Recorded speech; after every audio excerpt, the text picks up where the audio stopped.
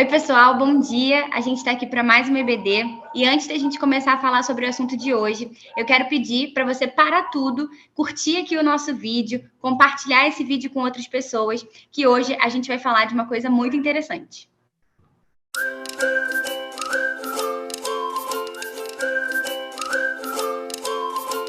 Bom, hoje a gente vai falar sobre vacina e negacionismo. E para que a gente consiga fazer isso, a gente tem convidados muito especiais. A primeira delas é a Nancy Freire. Também vamos ter aqui conosco a Paula Freire e, por fim, mas não menos importante, a Jaqueline Boechat. Então, a ideia é que a gente consiga discutir aqui sobre esse tema e trazer essa discussão para todo mundo. Bom, Jaqueline, você pode começar falando sobre esse tema para a gente? Antes da gente começar a falar sobre o tema, eu trouxe aqui alguns versículos bíblicos que eu queria ler e compartilhar com vocês. O primeiro versículo que eu trouxe é o seguinte: o temor do Senhor é o princípio do conhecimento, mas os insensatos desprezam a sabedoria e a disciplina. Provérbios 1:7. Será que quem fez o ouvido não ouve? Será que quem formou o olho não vê? Aquele que disciplina as nações os deixará sem castigo? Não tem sabedoria aquele que dá ao homem o conhecimento? Em Salmos 94, de 9 a 11. O temor do Senhor é o princípio da sabedoria, e o conhecimento do santo é entendimento. Provérbios 9, 10. Pois o Senhor é quem dá a sabedoria, da sua boca procedem o conhecimento e o discernimento. Provérbios 2, 6. A sabedoria oferece proteção, como faz o dinheiro, mas a vantagem do conhecimento é esta: a sabedoria preserva a vida de quem a possui. Eclesiastes 7, 12. E a gente podia ficar aqui falando e colocando vários versículos. E olha que a gente nem falou, por exemplo, de Salomão. Salomão, ele foi um rei, o filho de Davi, que foi um rei muito querido e muito importante na história de Israel. Salomão veio substituir logo o rei Davi. E ele pede a Deus, quando Deus pergunta para ele o que ele gostaria, ele fala de sabedoria. Ele gostaria de ter sabedoria e conhecimento para poder fazer com que o povo pudesse andar nos bons caminhos de Deus, para poder guiar esse povo. E Deus dá a ele sabedoria realmente. E para vocês que às vezes pensam que a sabedoria de Salomão estava restrita à questão espiritual, Salomão ele tinha uma sabedoria muito além da questão espiritual, também a questão espiritual, mas não era só isso. E algumas pessoas, notadamente reis, pessoas muito importantes de outros países, eles vinham a Salomão poder buscar um pouco da sabedoria dele para resolver problemas dos seus países, das suas nações. Naquela época, não havia os países e nações como a gente entende hoje, mas havia aquelas nações, com um rei, com um reino, e essas pessoas iam até Salomão. E Salomão foi considerado o maior sábio de todos os tempos. Isso aí a gente pode ver que a história nos conta isso. Essa ciência que a Bíblia fala, a Bíblia fala muito de sabedoria, de conhecimento. Claro que ela não é a ciência moderna. A gente não está falando aqui da ciência moderna, uma ciência que tem poucos séculos de implantação, de implementação no mundo. Mas é uma ciência que ela articulava tanto a ciência das coisas naturais, como as coisas espirituais também, que você só podia discernir com Deus ali te guiando. Então, essa ciência que Salomão tinha era um pouco, era um vislumbre dessa ciência maior que Deus concedeu ao homem. A gente vai falar sobre vacina, mas eu queria contar, a gente vai falar, na realidade, de vacina e também um pouco de negacionismo. E eu queria contar uma história, duas histórias, na realidade. Uma está na Bíblia e a outra está nos livros de história, faz parte da história da ciência, por assim dizer. E a primeira história está em Números 21, 9. O povo que estava no deserto, Deus estava ali guiando o povo, por meio de Moisés no deserto. O povo tinha saído do Egito. E uma hora qualquer daquelas, tudo pesou muito, e eu imagino o quão pesado realmente deveria ser, né? Imagina andar no meio do deserto, né? Imagina você estar ali sem poder fazer outras coisas, você criar seus filhos naquele negócio de arma a tenda, tira a tenda, vai com a tenda para lá e para cá. Eu realmente eu entendo que deve ter sido um desafio muito grande para aquelas pessoas, um desafio de obediência. E lá pelas tantas, o povo começa a murmurar, dizendo que, mais uma vez, né? Eles murmuraram várias vezes, mas dessa vez eles murmuraram dizendo: por que Moisés tirou a gente do Egito? A gente estava muito melhor lá, aqui a gente está andando debaixo desse sol, debaixo dessa poeira, não aguento mais. E começaram a murmurar realmente em relação a isso. E Deus permitiu que algumas cobras, algumas serpentes, que a Bíblia diz que são serpentes ardentes, não sei que tipo de serpente era, mas só pelo nome eu acho que devia ser muito ruim. Mas então, assim, Deus mandou serpentes ardentes para poder picar o povo. E o povo era picado e morria. Quer dizer, as serpentes eram piores, por exemplo, do que a doença Covid-19. Porque na Covid ainda teve gente que, mesmo sem a vacina, conseguiu ou ter uma forma leve, ou teve a doença e depois fez o tratamento, né? Foi para o hospital e teve todo um tratamento e depois sobreviveu. Mas dessa vez não. Dessa vez o povo ele era picado e morria. Deus disse para Moisés o seguinte, que Moisés fizesse uma serpente de metal, seria de um bronze polido, e que essa serpente fosse colocada ali no meio do arraial, né? Como se tivesse um mastro, né? Com essa serpente em cima. E que quem fosse picado e olhasse para essa serpente, seria curado. E o povo, imagina só você pensar o seguinte: meu Deus, eu fui picado por uma serpente. Eu só olhar para aquilo ali, que aquilo ali me cura? Então, a primeira coisa que eu quero deixar é que, se você negar tudo aquilo que falam, né, que pode servir de cura para você, você pode estar incorrendo num erro. Só que você tem que saber de que fonte procedem essas informações. Ali, Moisés, ele tinha um link com Deus, né, uma conexão com Deus muito, muito, muito certa, muito íntima. E Moisés era a fonte dessa informação. Então, eles poderiam realmente acreditar naquilo ali que Moisés estava falando. Quando Moisés falava que ele falou com Deus e que aquela serpente poderia curar, eles podiam acreditar. A serpente realmente curou aquelas pessoas que foram picadas depois, mais tarde. A primeira coisa que a gente pode pensar é, puxa vida, a gente não pode negar as informações todas, mas a gente tem que saber de que fonte procedem, né? Quem é que deu essa informação? De quem eu recebi essa informação?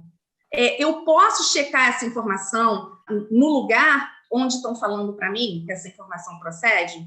Isso eu digo porque como eu trabalho na Fiocruz e trabalho em comunicação, quando começou a pandemia mesmo, vinham muitas informações pelo WhatsApp escritas. Olha, assinado o médico XYZ da Fiocruz. Só que eram coisas que não tinham nada a ver. E da onde vinham? Veio do meu grupo do WhatsApp do condomínio. Eu recebi isso aqui pelo condomínio. Aí você pensa, puxa vida, gargarejo com vinagre e sal, ele cura Covid? É interessante. Quem é que está dizendo? Gente, quem está dizendo é a Fiocruz. Eu vou lá no site da Fiocruz. Hoje a gente pode fazer isso, né? Hoje a gente tem essas ferramentas. E eu vou lá no site da Fiocruz, ou eu vou ver alguém que trabalha lá, ou eu vou ligar para a Fiocruz para saber mais sobre isso, se é realmente isso que aconteceu. Então, a gente tem que fazer o seguinte, a gente não pode descartar a informação, realmente. Não vamos descartar, mas vamos ver de que fonte procede. E aí o povo podia confiar, porque era Moisés, né? E Moisés já tinha dado várias evidências de que andava com Deus, que falava aquilo que Deus falava para ele. A segunda coisa que eu quero mostrar é que negacionismo não é uma questão religiosa somente, não é uma questão política somente, não é uma questão de baixa escolaridade. Então, quando a gente fala sobre negacionismo, às vezes eu fico preocupada, porque parece que jogam o peso do negacionismo só entre as pessoas que não têm muita escolaridade, ou, muito normal, os evangélicos, né? Eu sei porque eu sempre tenho essas perguntas. É sempre assim que começa. Lá na tua igreja, o pessoal acredita em tal coisa? Ou lá na tua igreja, o pessoal não está tomando vacina? O pessoal usa máscara? O pessoal faz aglomeração? E a gente vai explicando. Mas, assim, é um preconceito também. E essa segunda história que eu vou contar, ela está nos livros, né? Nos livros de ciência, da história da ciência. Tinha um homem chamado Ignaz Samuels, ele era um médico do século XVII.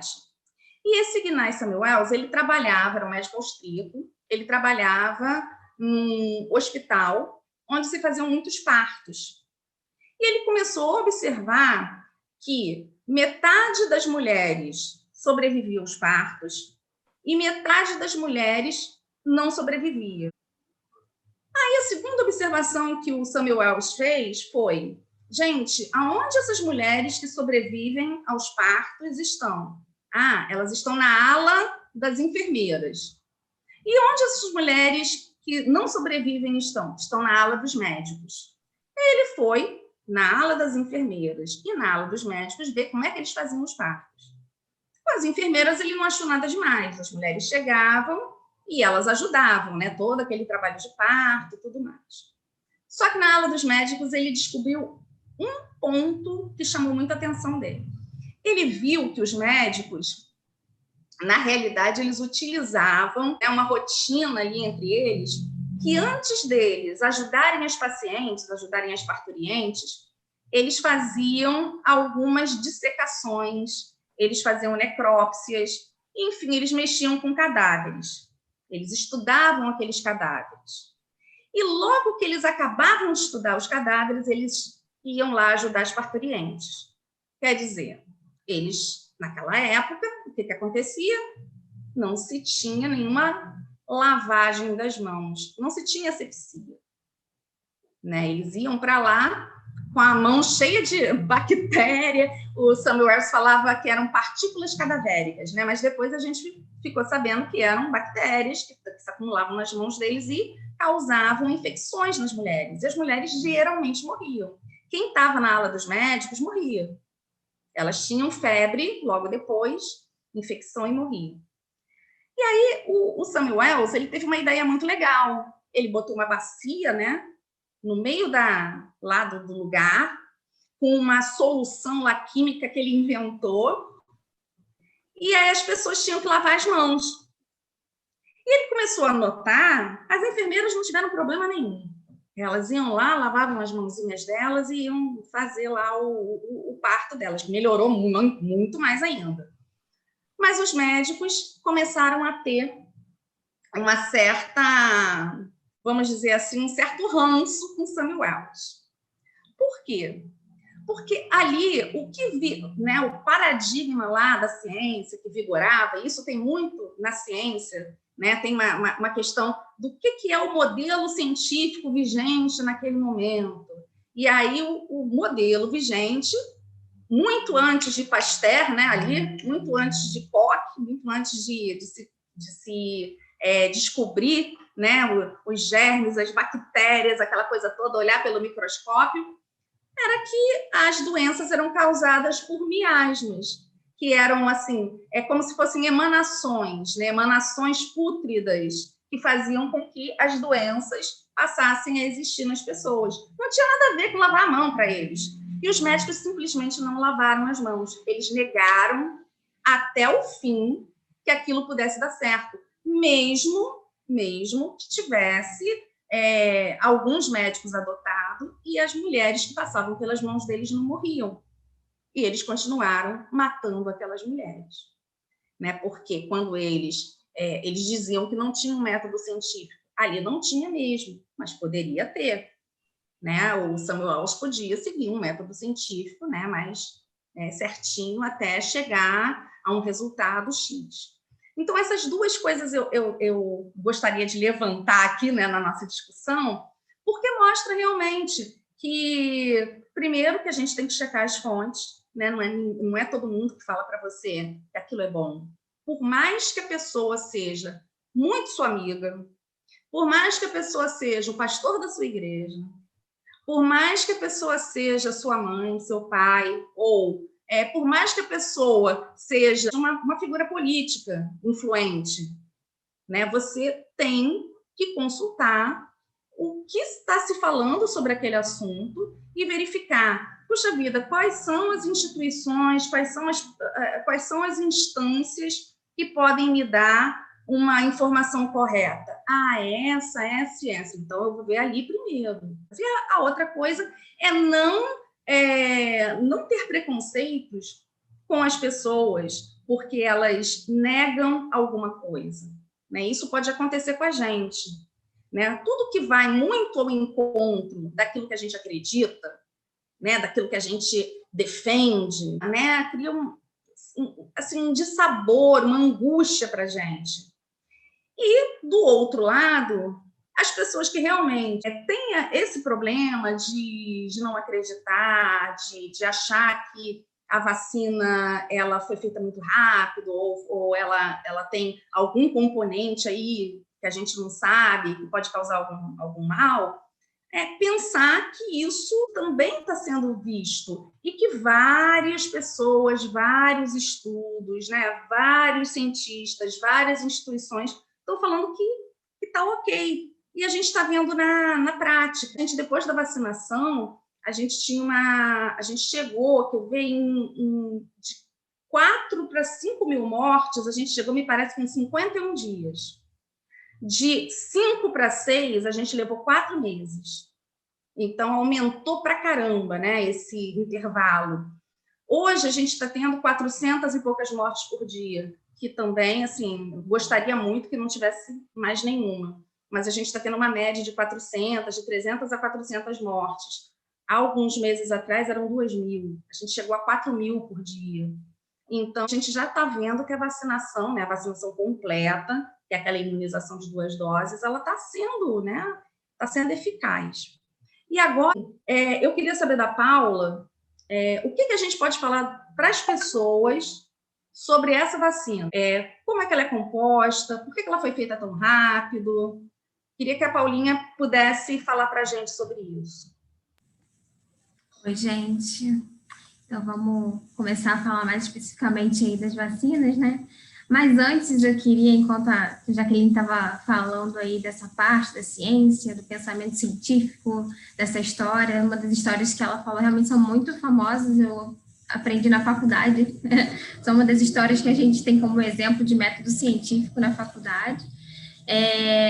E assim, eu queria só comentar que eu acho que, na minha opinião, assim, uma das barreiras, muitas vezes, no meio cristão, ao uso do pensamento científico, né? Porque aqui a gente está falando de um assunto que é ciência, né? A gente vai falar sobre vacina, um assunto específico. Eu acho que a ideia de que a razão no meio cristão ela não deve ser usada, não deve ser valorizada, né? A ideia da reflexão, do pensamento, como se tudo isso não fizesse parte da fé cristã. E aí eu lembrei de um livro que o pastor Benoni me deu num dos meus aniversários, tem uns anos, que o livro é Crer é Também Pensar, do John Stott. E ele trabalha muito essa questão de que Deus nos criou de forma diferente dos animais, exatamente porque a gente tem essa capacidade de pensamento lógico. Exatamente porque a gente pode raciocinar, a gente pode usar a nossa mente para calcular, para escrever, para estudar, tantas coisas maravilhosas, né? E a ciência é algo que Deus permite que a gente tenha, né? A revelação é dada por Ele, tudo que a gente descobriu até hoje é por causa dele, é porque Ele é o Criador e Ele permite que a gente descubra, né? Então, eu queria fazer esse adendo aí, que a gente vai tratar de um assunto que é ciência, mas isso não quer dizer que não tenha a ver com a nossa fé, que Deus não esteja nisso, né? E aí a gente tem algumas perguntas que fizeram, tem muitas participações, mandaram aí algumas perguntas para a gente falar um pouquinho sobre a vacina. E a primeira é exatamente isso. Por que as vacinas são seguras, mesmo elas tendo sido fabricadas de forma tão rápida, né? Realmente, foi muito rápido, né? Foi um tempo recorde. E algumas coisinhas que eu queria conversar com vocês, né? Para a gente discutir. A primeira é que, assim, a gente tem que ter em mente que a ciência ela avançou muito nos últimos anos, né? A gente não pode achar que o dia de hoje é o mesmo de 10 anos atrás, de 20 anos atrás. Todos os dias a gente está avançando, a gente está descobrindo coisas novas, o método científico ele vai avançando, a gente vai descobrindo moléculas, tudo vai se desenvolvendo. Ela avança todos os dias, né? Já existe muito conhecimento acumulado, assim, no Brasil, no mundo, em todos os lugares. Existem muitas empresas hoje em dia dedicadas ao desenvolvimento de vacina, de remédio, de várias coisas. Existem muitos cientistas experientes no mundo inteiro, pessoas que têm uma vida completamente dedicada a isso, a esse descobrimento de novos remédios, de novas vacinas. E, assim, algumas coisas que eu queria pontuar. Por que uma vacina foi tão rápida? Primeira coisa, uma que a gente pode dizer que existe uma frase, né, um dos conceitos, que é sequenciamento genético, né? Que é quando a gente pega o material genético do vírus e meio que vai do início ao fim vendo tudo que esse vírus é, sequenciamento genético viral, que a gente chama. E isso já é feito há muito tempo e pode ser feito muito rapidamente. Tanto que o primeiro caso da doença foi em dezembro de 2019, e em janeiro de 2020 a gente já tinha o sequenciamento genético do coronavírus. Então, assim, olha como foi rápido. Em 1 mês, 2 meses, a gente já conhecia esse vírus do início ao fim. Já tinha todas as partezinhas dele lá do nosso conhecimento. Então, isso já é uma primeira coisa. Facilita e muito a gente desenvolver uma vacina. A gente conhece aquele organismo que a gente quer combater. Essa é a primeira coisa. E, assim, entender também que nenhuma tecnologia usada nas vacinas começou no ano passado, que aí sim seria impossível. Mas a gente tem que entender que algumas tecnologias são usadas há muito tempo. Por exemplo, a Coronavac usa um vírus inativado, que é um mecanismo usado desde a década de 50, várias vacinas aí que a gente tomou quando a gente era criança, que as crianças tomam até hoje, são todas dessa mesma tecnologia. Então, uma tecnologia antiga, muito segura, super usada no mundo inteiro. Então, a diferença é que é outro vírus, que a gente, como eu falei, a gente já conhecia. E agora a gente tinha que botar esse vírus para uma tecnologia que já era usada há 50 anos. Então, vamos dizer assim, que não era algo tão complexo assim. Por isso que foi possível fazer a tempo. Algumas vacinas aí que a gente tem, que são de material genético, né, de RNA, que a gente tem mais lá fora do que aqui, né? A gente chegou aqui um pouquinho depois da Pfizer, da Moderna, né? Tem muita gente achando que essa é uma tecnologia nova que foi inventada ano passado. Em 1 ano, todo mundo sentou lá no laboratório e começou a pegar e desenvolver. Não, isso não seria possível. Isso já é uma tecnologia de 20 anos, né? Quando eu fui estudar isso ano passado, caramba, que maneiro, né? Que legal. Já é uma tecnologia que tem gente estudando há 20 anos, né? E, assim, por mais que seja uma novidade para a gente, para quem é do mundo científico, não é uma novidade tanto assim, porque, como eu falei, existem pessoas dedicadas a isso há muito tempo, né? Muita gente estudando aí material genético dos agentes infecciosos para fazer as vacinas eficazes há muito tempo. E por que, então, agora que pegaram essa tecnologia aí super legal, super fantástica, por que resolveram usar agora? Por que agora que inventaram, então, isso para a gente usar? A gente tem que pensar que a gente viveu e está vivendo um momento de calamidade, né? Pessoas acometidas no campo dos milhares, empresas farmacêuticas interessadas em desenvolver tecnologia, interessadas em produzir, países sendo afetados de forma enorme, todos os países, não era 1, 2, 3, eram todos os países afetados. Isso alavancou aquilo que já estava na caixinha, digamos assim, a tecnologia que já estava sendo há 20 anos estudada, agora viu uma chance, abriu aí uma porta para ela aparecer. Então, a gente tem que entender que não surgiu ontem, não surgiu ano passado, e existiu aí uma oportunidade dessa tecnologia alavancar. E, assim, acho que eu vou só fazer um adendo, porque é importante a gente falar sobre essas vacinas, que não tem como nenhuma partícula de material genético de nenhum animal entrar na nossa célula, passar lá pelo núcleo e se identificar com o nosso material genético e alterar. Isso não é biologicamente possível. Então, às vezes, a gente recebe essas informações, mas, assim, eu posso afirmar para vocês que quando a gente estuda biologia, né, tanto animal quanto do ser humano, que a gente sabe o que é o DNA, o que é o núcleo, a gente entende que isso é incompatível. Então, isso não é possível. E as outras, eu falei da Coronavac, falei da Pfizer, da Moderna, a outra da AstraZeneca, da Janssen, é uma outra tecnologia, mas que também já era estudada há muito tempo, e que já era estudada há muito tempo porque era uma tecnologia do futuro, que é do vetor viral, que a gente chama, né? Que a gente usa um outro vírus que não causa doença com informações do coronavírus.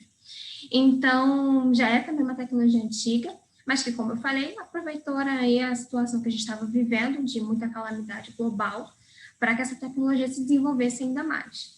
Então, assim, falei um pouquinho de cada uma, né, para a gente entender que a gente tirar da nossa cabeça que é algo super novo e que não é algo confiável, que por causa disso não é algo seguro. A gente tem que entender também que para se desenvolver vacina a gente precisa de voluntários, né, aquelas pessoas que se colocam à disposição e falam, não, pode aí contar comigo para a gente conseguir desenvolver isso aí o mais rápido possível, a gente conseguir passar por essa situação para não demorar tanto. E, assim, a gente conseguiu voluntários no mundo inteiro, né? Como eu falei, a gente está vivendo uma pandemia. Então, pela primeira vez, a gente teve gente do mundo inteiro se voluntariando e falando, não, eu posso participar desse estudo sim. E isso também facilita, né? Qualquer estudo precisa de voluntários. E quando a gente tem muitos voluntários, tudo acontece mais rapidamente. Tudo se desenvolve mais rapidamente. A gente tem resultados mais rápidos, a gente tem conclusões mais rápidas, porque a gente está estudando muita gente ao mesmo tempo. E por fim, assim, que eu queria finalizar essa primeira pergunta que fizeram para a gente em relação a essa rapidez, é que tudo foi feito, sim, de forma acelerada, mas porque a gente estava correndo contra o tempo, a gente ainda está correndo contra o tempo. E cada dia eram quantas pessoas, né, indo a óbito, né? Quantos em uma semana, em um mês, quais eram os números, né? Não só aqui no Brasil, nos Estados Unidos, em vários locais, né? Então, assim, todas as empresas, cientistas, todo mundo estava correndo para a pandemia não durar mais tempo do que ela já estava durando, né? Mas é importante a gente frisar de que acelerar as coisas não significa pular nenhuma etapa de segurança. Procedimentos de segurança, eles são sempre feitos, né? Existem pessoas que trabalham com isso, existem agências de regulação que trabalham com isso.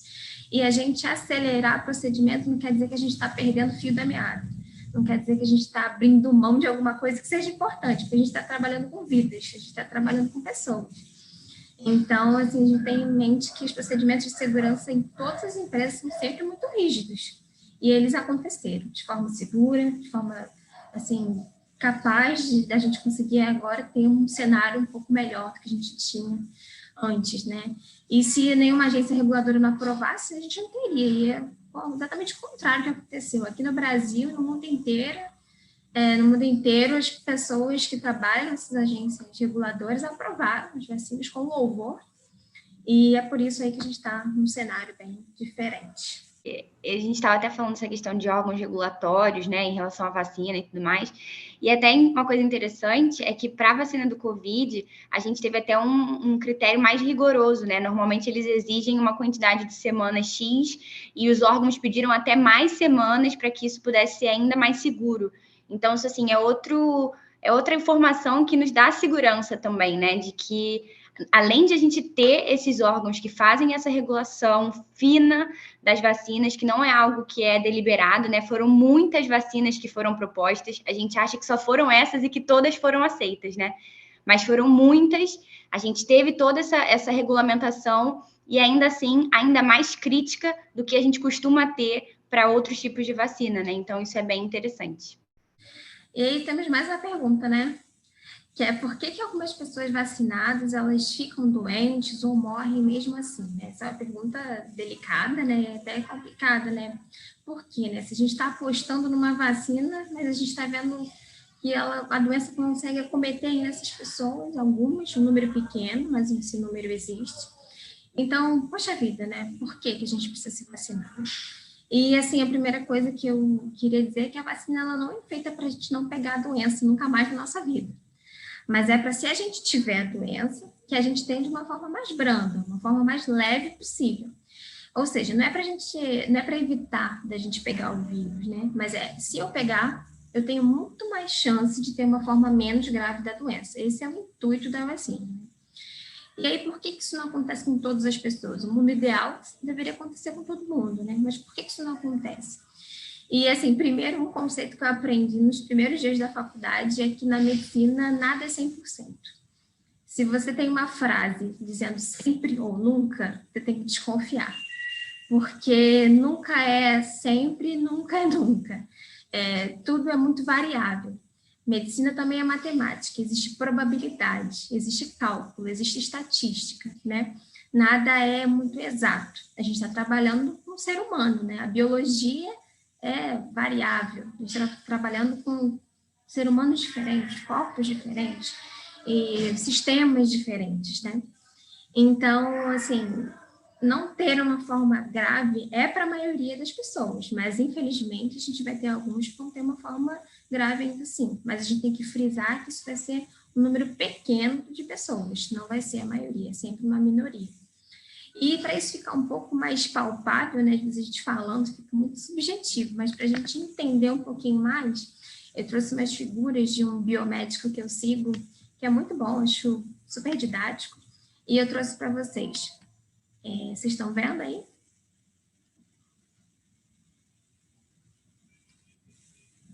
Estão vendo, meninas? Estamos sim. A gente fez só o sinal. Desculpa. Show.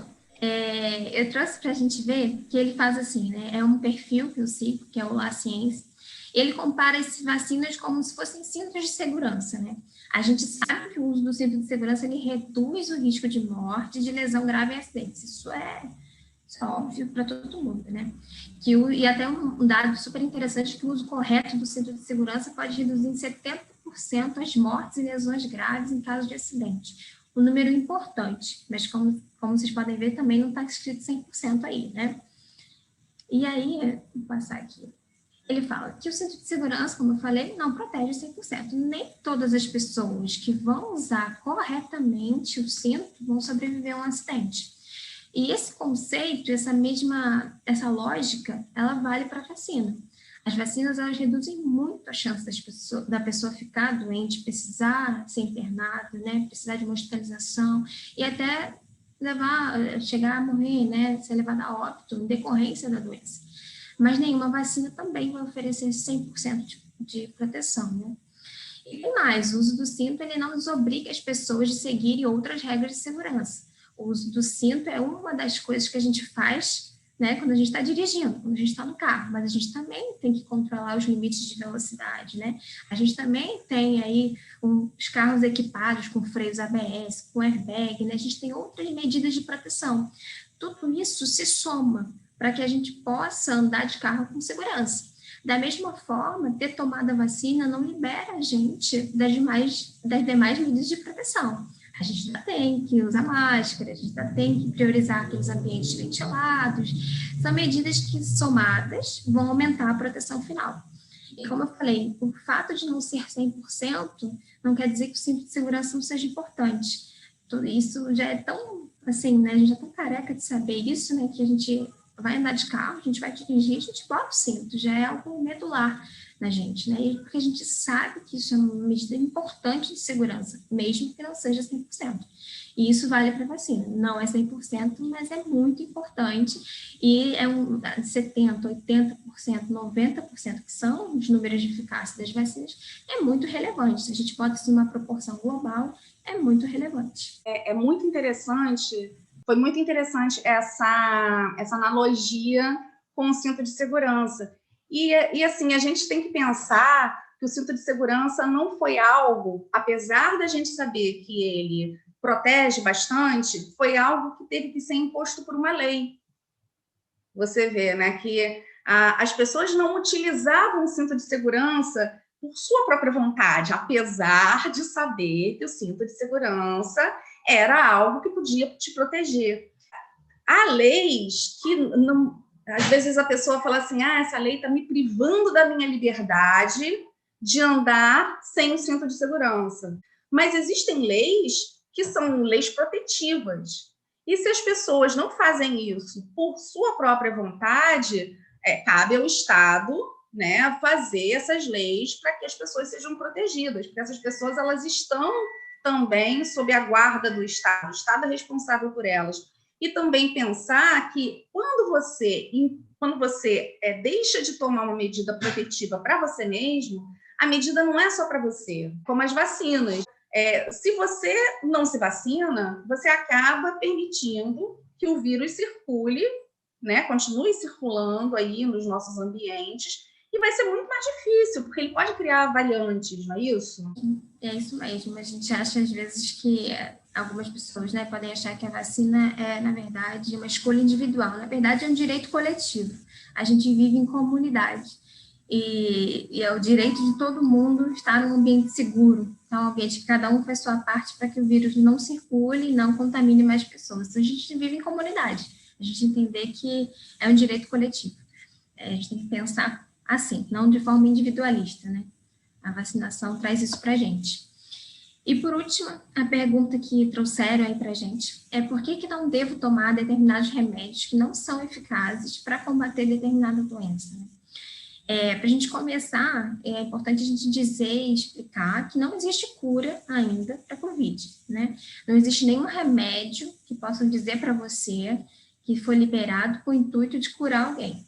Isso ainda, infelizmente, ainda não chegamos lá, mas isso não é possível. A gente ainda não tem um remédio que tenha esse poder todo.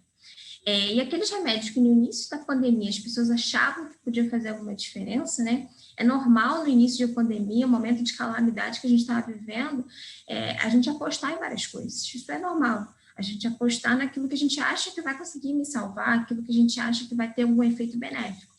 Mas a gente já está aí mais de um ano de pandemia e a gente sabe que hoje já se tem a plena convicção e certeza de que vários remédios que antes eram usados e apostados como se fizesse alguma diferença, a gente sabe que eles não são eficazes para atenuar a doença. O que apostaram no início não se tornou verdadeiro.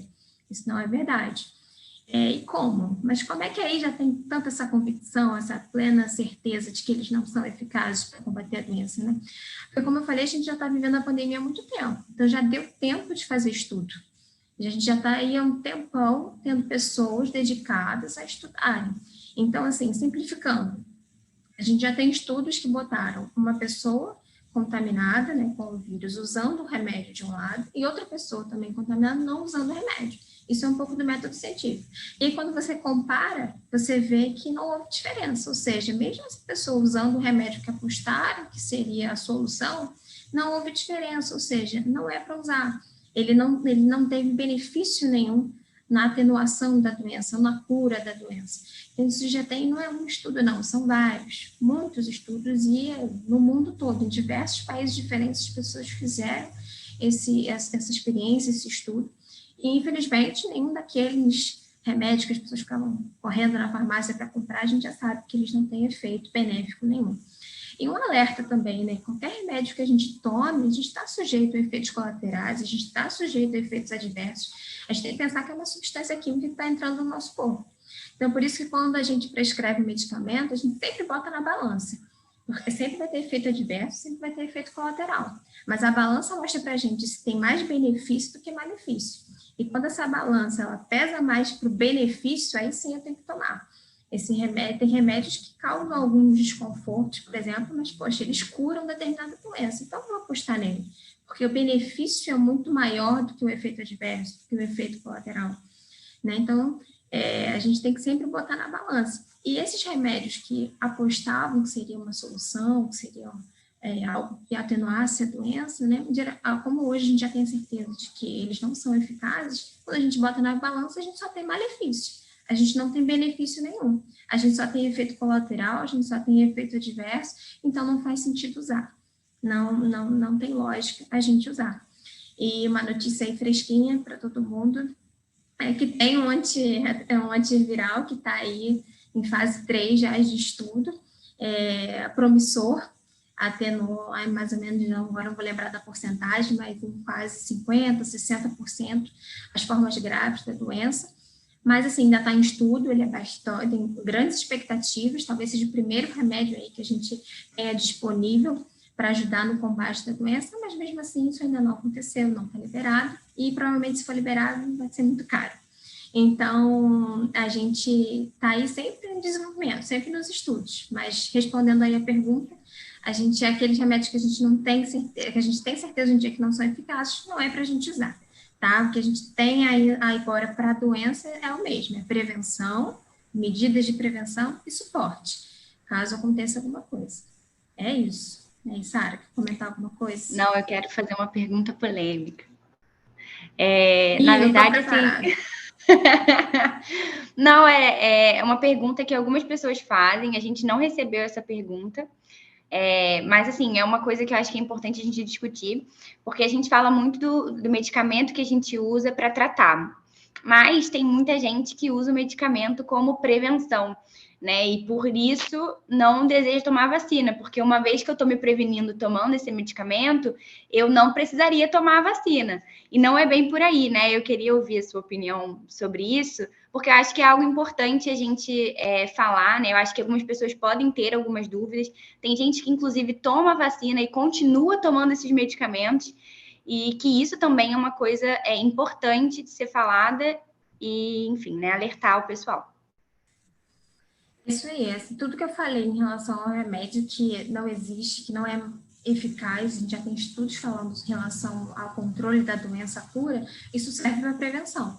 Também não existe nenhum remédio ainda que a gente tome e que previna a gente tanto de contrair o vírus, de ser infectado, tanto de desenvolver a doença. Isso ainda não existe. A gente tem que pensar que se existisse algo do tipo, estava todo mundo tomando, de grandes cientistas, pessoas, cabeças da área que estudam para isso, a gente estaria aí, então, teriam descoberto a mina, né, do ouro. A gente não estaria vivendo a situação que a gente está vivendo, mas isso não existe, né, isso não é possível ainda. Como eu falei, isso a gente tem certeza, a gente tem convicção, porque a gente tem estudos bem feitos, bem elaborados, vários que mostram isso para a gente, que tanto nem ajuda na cura, na atenuação, tanto na prevenção. E, assim, prevenir ainda é pior, eu acho, na minha opinião, porque você fica tomando por um longo período aquele medicamento que, como eu falei, tem uma série de coisas que, ao longo do tempo, podem causar aqueles efeitos adversos de forma até pior, porque você está usando durante muito tempo. Durante um longo período, você está lá ingerindo, você está sobrecarregando seu fígado, você está sobrecarregando seus rins. Então, assim, existem casos de pancreatite medicamentosa, de hepatite medicamentosa, de pessoas que, poxa, passaram meses e meses tomando medicamento, sobrecarregaram seus órgãos e para um medicamento que não tem nenhuma eficácia. Então, vamos sempre lembrar, né, botar na balança. Eu não estou tendo benefício nenhum, só estou tendo malefício, só estou tendo efeito adverso. Então, não vale a pena. Hoje em dia, né, a gente já consegue, né, já tem mais de um ano com essa doença e tudo mais, muito mais de um ano. Mais de um ano? Bem mais de um ano. Que, assim, alguns outros estudos foram até feitos para levantar onde estão essas pessoas que não estão se vacinando, né? Quem são essas pessoas que não estão se vacinando? E já há estudos, assim, bem robustos, que mostram um perfil. Infelizmente, existe um perfil político nessa questão. Por exemplo, nos Estados Unidos, as pessoas que estão morrendo são aquelas pessoas que não tomaram a vacina, né? A gente já sabe, tanto no Brasil também, acho que 90% ou mais de 90% das pessoas que hoje em dia vão a óbito são as pessoas que não tomaram vacina. Nos Estados Unidos é mais ou menos a mesma coisa. Mais de 90% hoje dos óbitos são de pessoas que não se vacinaram. E onde se concentra essa camada de gente que não se vacinou? No Brasil tem um estudo, eu não vou citar porque é um estudo que foi lançado, até teve matéria sobre ele, mas eu não quero citar porque ele ainda não teve uma revisão, ele não teve uma revisão de pares, né? Outros cientistas, outras pessoas, outros pesquisadores, porque tem isso também, né? Você tem um estudo, você coloca ele ali, é um artigo, você colocou aquele artigo ali. Mas para que aquele artigo seja considerado uma realidade, aquilo ali ele tem que ter uma revisão, outras pessoas têm que pegar aquela tua metodologia e replicar a mesma metodologia para ver se chega ao mesmo resultado. Então, esse, como não teve, eu não vou falar. Mas nos Estados Unidos já teve um, que já é bem conhecido, de que essas pessoas se concentram em estados que apoiaram o presidente, o ex-presidente, na realidade, o Donald Trump. E o Donald Trump, todo mundo sabe que ele teve uma postura de muita desconfiança em relação à vacina, né? De muita desconfiança, em relação à máscara, em relação ao isolamento. De hoje em dia, essas pessoas, elas estão em estados que votaram no Trump ou estados que têm governadores que são pró-Trump. No Brasil, tudo isso também recebeu uma grande linha, né, que atravessou aí, que foi eminentemente política e econômica. Né? A vacina sendo, hoje em dia a gente está vendo cada vez mais as investigações que mostram o atraso na compra das vacinas, a gente está vendo também pessoas que queriam ganhar em cima das vacinas, né? Essa questão da economia não poder parar porque a gente precisava trabalhar, né? As empresas não podiam parar e as pessoas tinham que trabalhar de qualquer maneira. E para que as pessoas pudessem trabalhar, foram vistos alguns remédios que podiam, né, no início até eles eram promissores, depois não eram mais, mas continuou a se falar sobre isso, né? Então, eu acho que isso foi uma coisa muito diferente que aconteceu nessa pandemia, né, nessa questão toda do coronavírus, do novo coronavírus, que não tinha acontecido talvez em campanhas anteriores, porque o Brasil ele já tem um lastro de programa, né, de imunização, programa de vacinação, que é muito bom, que é referência até nos outros países. A gente não tem pessoal anti-vacina aqui, é uma parte muito pequena da população que é anti-vacina, né, que não quer tomar vacina. E aí eu queria que a Nancy pudesse falar um pouco para a gente sobre essa questão, né? Nancy trabalhou muitos anos na área da saúde, trabalhou com vacinas, né? Trabalhou com programas de imunização, e eu queria que ela falasse um pouquinho disso, da experiência dela e do que foi diferente, né, dessa vez, né? Porque houve algumas diferenças, né? Bem gritantes. Então, Nancy, queria que você falasse sobre isso para a gente. Bom dia, pessoal. Assim, esse assunto eu acho muito interessante e eu não deixo de vibrar. É algo que eu fico muito feliz de ver como aconteceu esse processo na vacinação, no caso da Covid, né? Porque quando a gente olha para a história do Brasil, a questão da poliomielite, eu lembrei logo da poliomielite, que eu trabalhei em campanha de vacinação contra a polio, eu acho que uns 30 anos da minha vida. Antes de terminar a faculdade, eu já fui voluntária e já trabalhava nas campanhas. E, na época, tinha pouco tempo que tinha começado essa campanha da poliomielite. E sempre foi nos meses de junho e agosto. Então, esses 2 meses eram meses onde ninguém podia tirar férias, licença, porque todo mundo ficava em função. E, comparando, eu vejo o seguinte, que quanto tempo se levava para se descobrir alguma coisa, para se fazer. Em relação à polio, o vírus que causa a poliomielite, ele foi descoberto no início dos anos de 1900, 1908, 1910, por aí, né?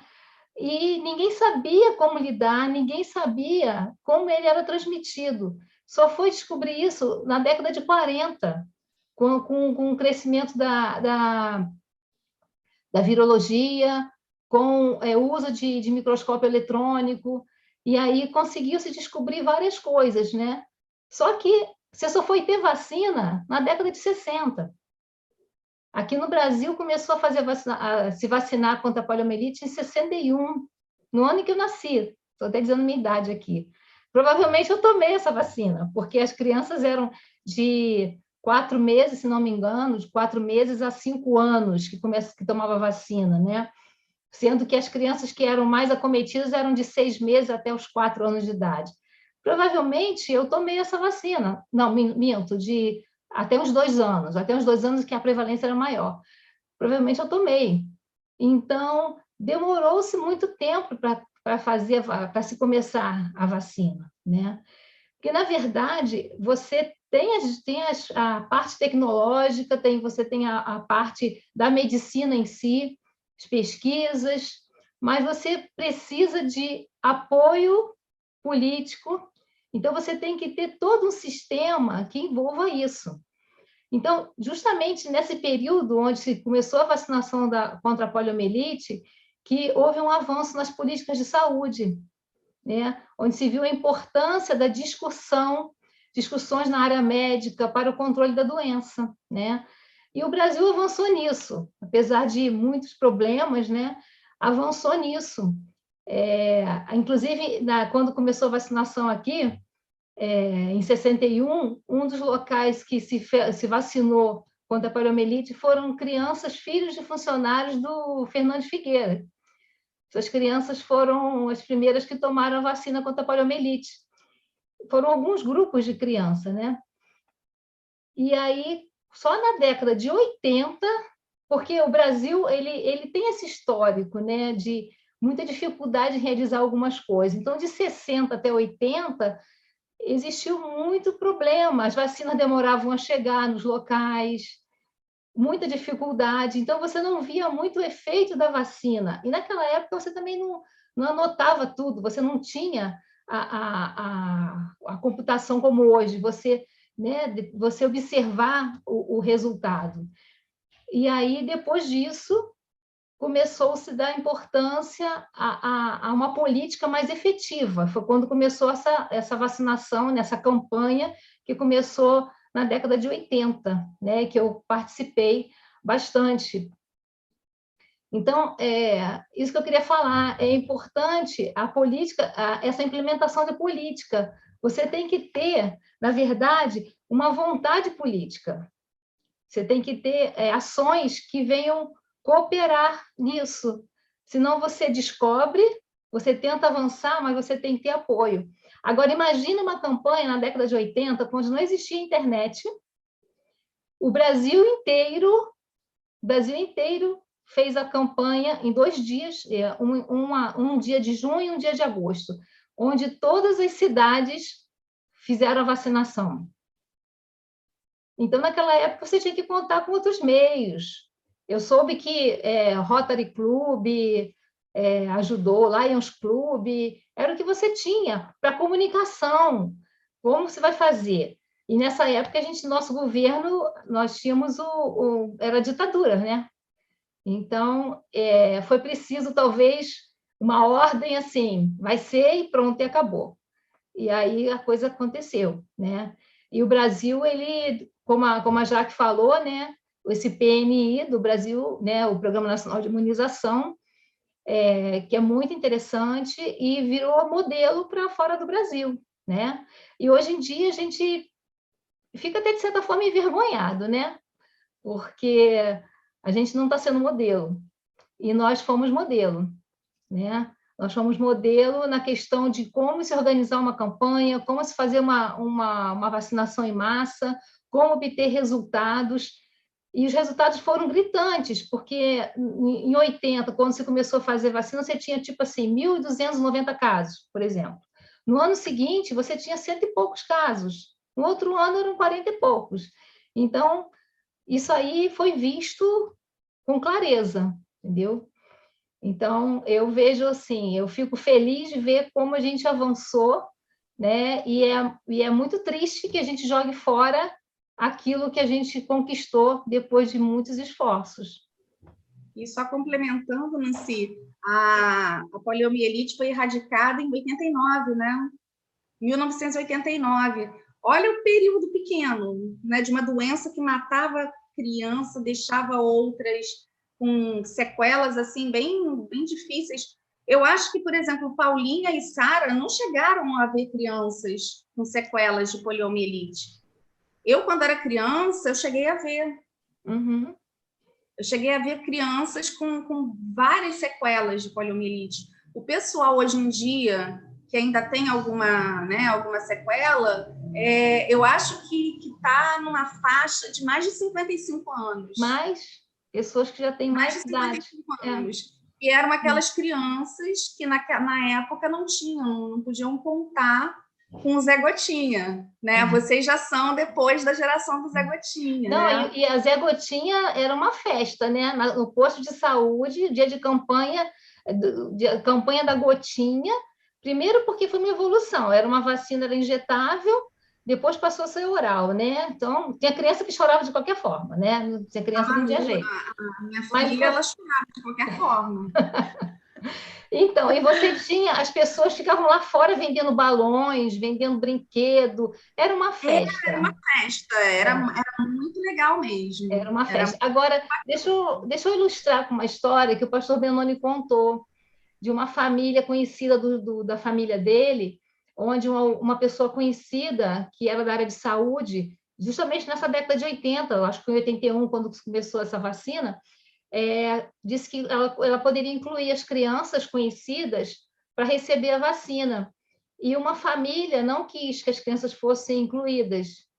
A filha, no caso, acho que uma filha, fosse incluída, porque não confiava, e aquela criança ela pegou poliomielite, a filha dessa pessoa. Então, assim, é triste como essas histórias chegam perto da gente, né? Quando você vê quão verdadeiro é o resultado de um negacionismo, medo, né?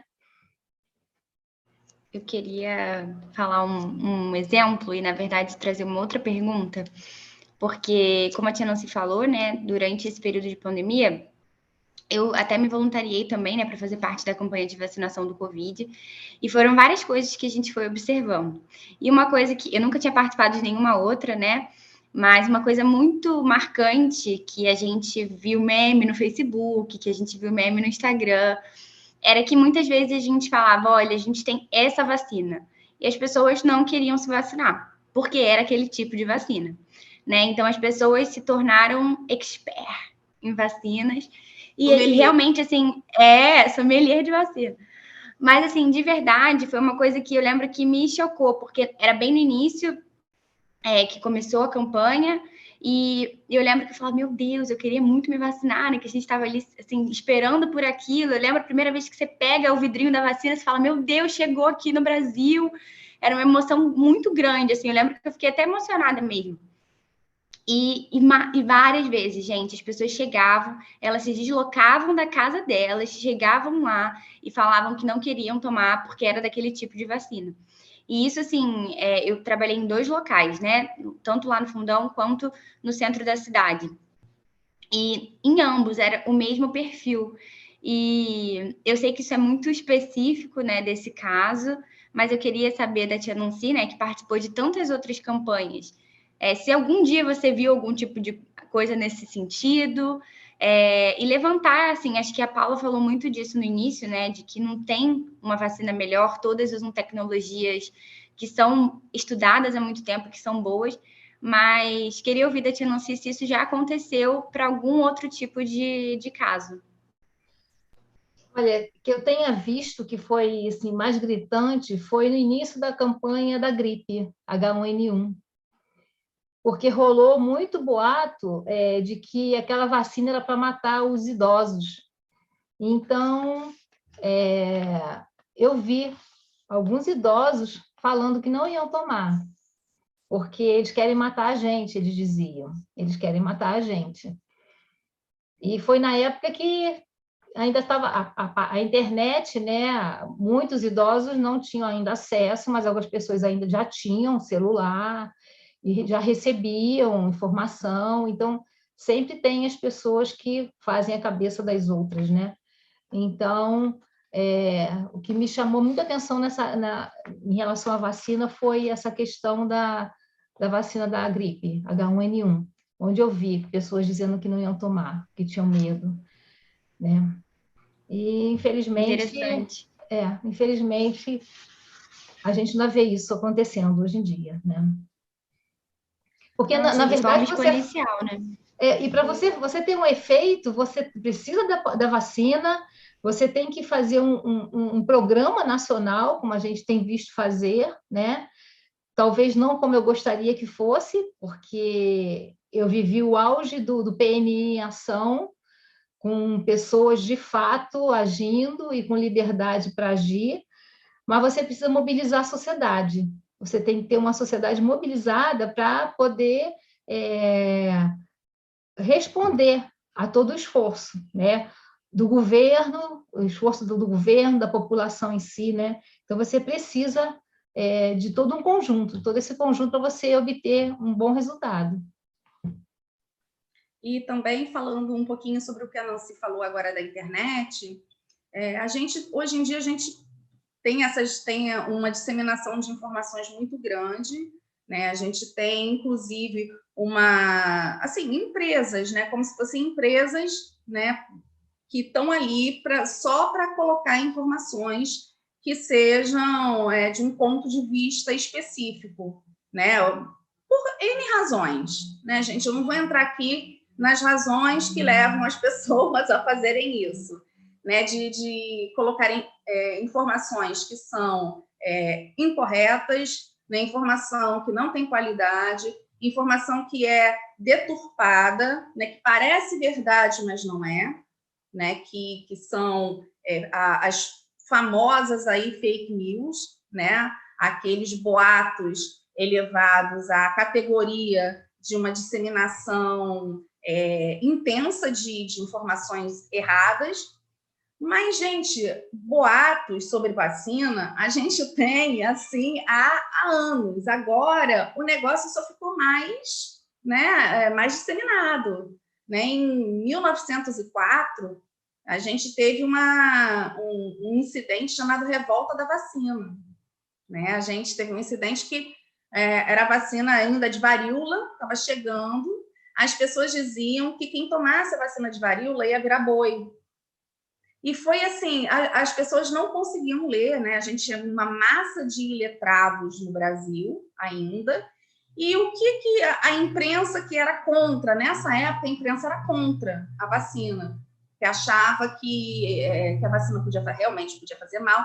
E a vacina, gente, naquela época, não é a vacina de hoje, entendeu? A vacina era feita por cortes na pele, entendeu? Tinha que cortar a pele, podia ser na perna, podia ser no braço, e o vírus às vezes não pegava, às vezes pegava e ficava, sabe, aquela pústula enorme. Era algo muito complicado. Já que eu tomei contra a varíola, riscava o braço da gente assim e vinha com uma gotinha para aquele líquido penetrar naquele corte.